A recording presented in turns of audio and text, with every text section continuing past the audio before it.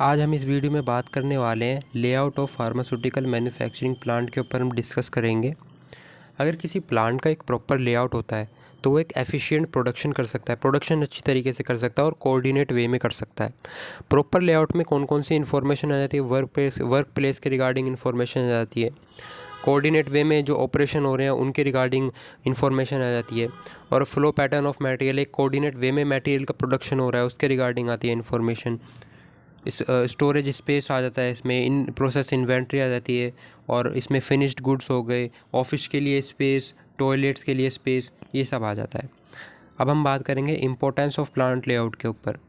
अगर आपका एक प्रॉपर लेआउट होता है तो उसकी वजह से ये बेटर ऑपरेशन में हेल्प कर सकता है, बिल्डिंग का सही से इस्तेमाल होएगा, आपकी सेफ्टी बढ़ेगी और एम्प्लॉय के लिए कन्वीनियंस होगा, और नेचुरल लाइट का एक ज़्यादा से ज़्यादा नेचुरल लाइट आएगी, वेंटिलेशन अच्छा होगा और एम्प्लॉयज़ को कंफर्ट प्रोवाइड करेगा, और जो वर्कर हैं अच्छे से काम कर पाएंगे, बिल्डिंग का एरिया अच्छे से यूटिलाइज हो पाएगा।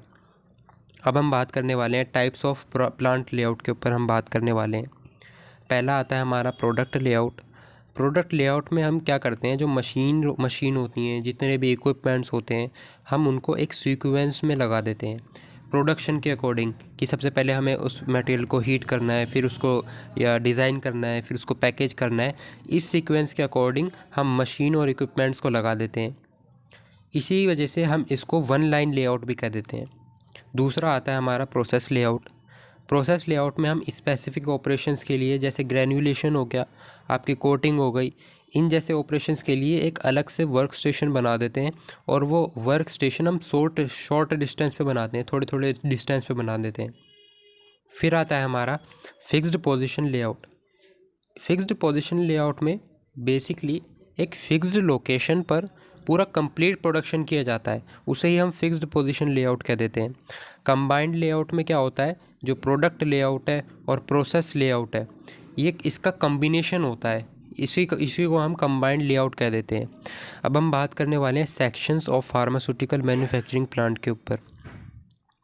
जो फार्मास्यूटिकल प्रोडक्ट जब हम बनाते हैं तो उनके लिए एक डिफरेंट सेक्शंस होते हैं, और हर डिफरेंट सेक्शंस में डिफरेंट प्रोटोकॉल होते हैं, डिफरेंट नॉर्म्स होते हैं। उनके सप्लाईज़ के लिए, स्पेस के लिए डिफरेंट प्रोटोकॉल और नॉर्म्स होते हैं हर डिफरेंट सेक्शन के लिए। सेक्शन में आ जाएगा हमारा परचेजिंग ऑफ रॉ मटेरियल को परचेज़ करना, फिर उसको प्रोसेस करना, उसका प्रोडक्शन करना, मैन्युफैक्चर करना, रिलीजिंग करना, फिर उसको स्टोर करना, और शिपमेंट करना, फिर शिपमेंट ऑफ फार्मास्यूटिकल प्रोडक्ट। अब हम बात करने वाले हैं मिनिमम एरिया। कितना एरिया चाहिए हमें किसी सेक्शन को सेटअप करने के लिए, हर सेक्शन को बनाने के लिए। पहला आता है हमारा एक्सटर्नल प्रिपरेशन के लिए। एक्सटर्नल प्रिपरेशन वो प्रिपरेशन है जो स्किन के ऊपर लगाई जाती हैं, जैसे कि क्रीम हो गई, आपकी ऑइंटमेंट हो गई। तो इसके लिए अगर हमें बनाना है तो हमें चाहिए प्रोडक्शन एरिया चाहिए, 30 स्क्वायर मीटर प्रोडक्शन एरिया चाहिए जहाँ पर वो चीज़ बनाई जाएगी, और 10 स्क्वायर मीटर एंसिलरी एरिया चाहिए। और अगर हम लिक्विड डोसेज की बात करें, जैसे कि सिरप हो गए, सस्पेंशन हो गए, तो इसके लिए हमें प्रोडक्शन एरिया 30 स्क्वायर मीटर चाहिए, और 10 स्क्वायर मीटर हमें एंसिलरी एरिया चाहिए। अब हम बात करेंगे सॉलिड डोसेज के ऊपर, जिसमें हमारे टैबलेट आ जाएंगे, कैप्सूल आ जाएंगे, और पाउडर आ जाएंगे। अब हम टैबलेट सेक्शन की बात करें, और वो भी कौन सी टैबलेट, अनकोटेड टैबलेट्स की हम बात करने वाले हैं। ये इस अनकोटेड टैबलेट्स के लिए हमें चाहिए प्रोडक्शन एरिया चाहिए 60 स्क्वायर मीटर, और एंसिलरी एरिया चाहिए 20 स्क्वायर मीटर। अगर हमें कोटिंग चाहिए, कोटिंग की ज़रूरत है, तो उसके अलग से 30 स्क्वायर मीटर प्रोडक्शन एरिया चाहिए। और अगर हम कैप्सूल की बात करें या पाउडर की बात करें, तो उनके लिए 25 स्क्वायर मीटर प्रोडक्शन एरिया और 10 स्क्वायर मीटर एंसिलरी एरिया चाहिए। ऑप्थेल्मिक प्रिपरेशन वो प्रिपरेशन जो आइज़ में डाली जाती हैं, आँख में डाली जाती हैं, और ये स्टेराइल प्रिपरेशन होती हैं। पेरेंटल, जैसे कि हो गया पेरेंटल ऑप्थेल्मिक सॉल्यूशंस, तो इनके लिए क्या है, एक अलग से स्टेराइल सेक्शन होना चाहिए, प्रेजेंट होना चाहिए, और प्रोडक्शन एरिया चाहिए हमें 25 square metre production area, 10 square metre ancillary area चाहिए। पेरेंटल सेक्शन, अगर कोई पेरेंटल सेक्शन के लिए, जैसे कि एम्प्यूल्स हो गया, इंजेक्शंस हो गए, वायल्स हो गए, इसमें भी देखा जाएगा कि आप ड्राई बना रहे हो या वेट बना रहे हो, तो इसके आप इसके वॉल्यूम पे डिपेंड करेगा कि कितना एरिया होना चाहिए। आप बल्क में बना रहे हो या कम अमाउंट में बना रहे हो, तो उसके हिसाब से एरिया डिसाइड करा जाएगा, ये सेक्शन कितने एरिया का होना चाहिए। अब हम बात करेंगे activities of pharmaceutical manufacturing plant. पहला जाता है इसमें प्रोसेस इक्विपमेंट्स। जितने भी इक्विपमेंट्स हैं, जितने भी डिवाइसेस हैं, वो एडिक्वेटली मार्क्ड होने चाहिए, यानी उन पे लिखा होना चाहिए, वो मार्क्ड होने चाहिए कि ये मशीन ये करती है, ये मशीन ये करती है, ये सब होना चाहिए अच्छे से। और उनको एक अच्छे से अटेंशन देनी है, ध्यान रखना है कि उनके वायर्स कनेक्टेड है या नहीं है। अगर कोई मेजरिंग इक्विपमेंट यूज़ कर रहे हो तो उसकी रेंज फिक्स्ड होनी चाहिए। उसकी मेंटेनेंस और क्लीनिंग के ऊपर बात करें तो मेंटेनेंस और क्लीनिंग रूटीनली होनी चाहिए उसकी।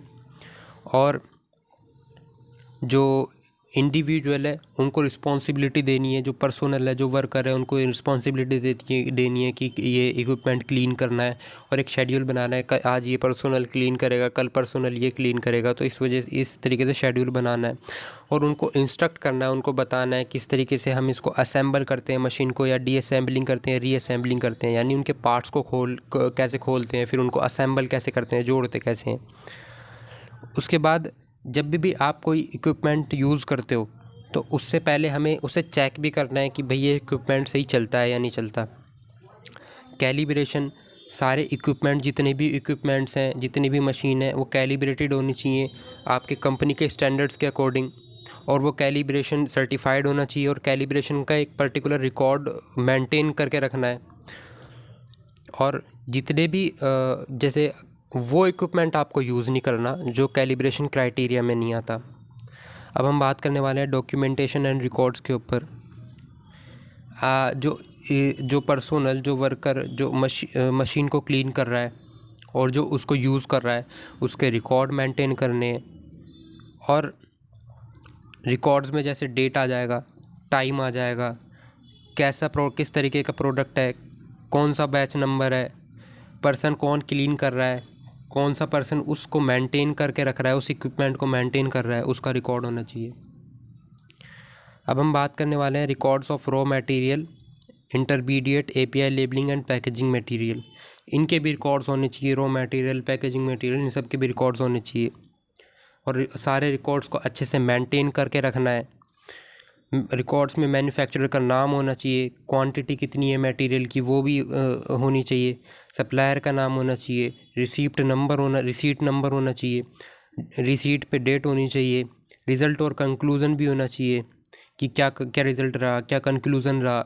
फाइनल डिसीज़न भी लिखा होना चाहिए कि वो मटेरियल रिजेक्ट करा है नहीं करा, वो ख़राब था, इस वजह से रिजेक्ट कर दिया, क्या था, जो भी था वो भी होना चाहिए।